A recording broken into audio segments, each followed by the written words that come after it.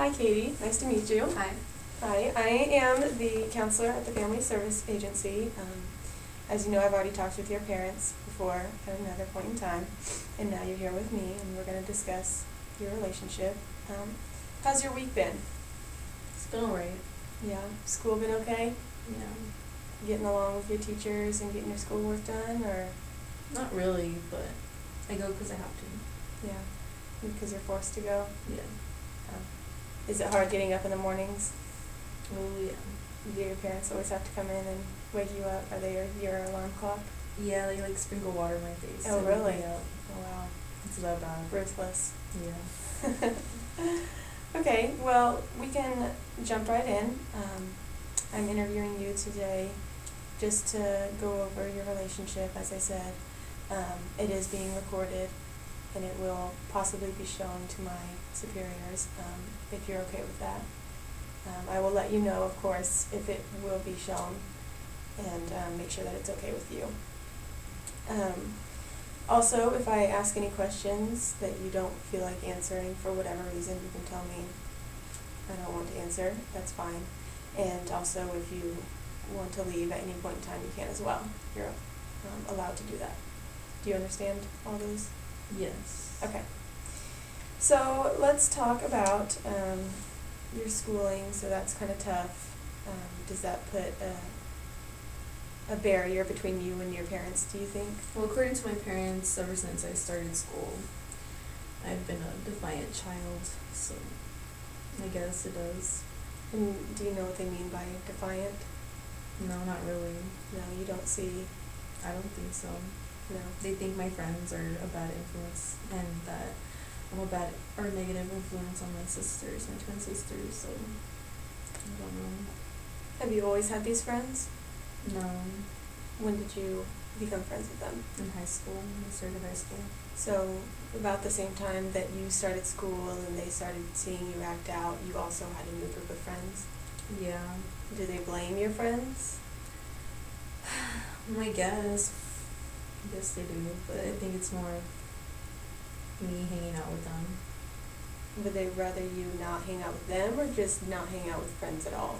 I think they'd rather have me hang out with other people other than them, but they're my friends, you know, they have my back. I'm not gonna not hang out with them anymore. Right. And what about your sisters? Do you have a relationship with them? I mean, they're really cool and all, they're my sisters, but I don't hang out with them as much as I do with my friends. I'm always with my friends. I'd rather be with my friends and hanging out, going out to the movies and stuff like that, but they are my sisters. I don't really want to be a negative influence, but if that's the case, if that's what my parents are saying, then I don't know. I don't want to be negative, but they're my friends. I'm not going to stop hanging out with them. Okay.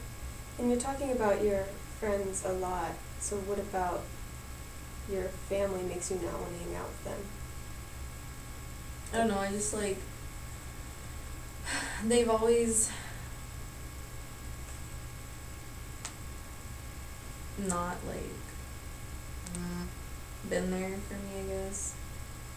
They say that when school started is when they saw problems, but I always feel like there's always been problems since I was adopted. And yeah. Okay. And do you want to talk more about the adoption? Yeah, they took a while in adopting me. I mean, I was kind of young when it happened, but my mom and my dad, both their fathers died. So I guess that may have made them wait in adopting me. Mm-hmm. Or, I don't know, the whole process may take a while, but I don't know. Maybe that's just why I kind of have resentment towards them. Or why did they take so long? Mm-hmm. Was there something wrong with me? I don't know. So that does hurt you that you know that it took a while for them to really bring you in? Yeah, like it kind of felt like it was like a pity adoption, maybe. Okay. That's a strong word. Why do you think it was out of pity? I mean, they already had you, they just hadn't officially adopted you yet. I don't know, I just felt like it took too long. If they really wanted me, they would have done it on the spot. Okay. And they're also going through the deaths of their fathers. Do you think maybe that's why they prolonged it? I guess, but before that, they could have just adopted me. Before their parents passed? Yeah. Yeah. Possibly, yes. I know that adoption does take a long time, so that's probably added in a little bit, but I understand that that would hurt, to know that they couldn't just automatically Just sign the paper, yeah. Right, right. So, you say that you may have resentment towards your parents because they took so long. Is that maybe why your relationship is bad then? I guess, I can't find myself to forgive them or get over it. Mm-hmm. I don't know, it's just my age, the stage I'm in, but I just feel like had it not taken so long in the very beginning, sorry about that. Had it not taken so long in the very beginning, maybe I wouldn't feel this way, maybe we would have a better relationship, and maybe I would have friends that they like, and they wouldn't think that I'm a bad influence on my twin sisters. I don't know, I've also fought with my mom physically that got kind of out of hand. I mean, it wasn't because I wanted to, but it just kind of happened. And I just feel like maybe I don't belong in the family.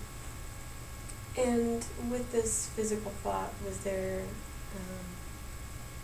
the yelling and fighting before the actual physical altercation happened? Yeah. And do you remember what that was about? Yeah, my mom asked me if I wanted to be part of the family, and I said no. Okay.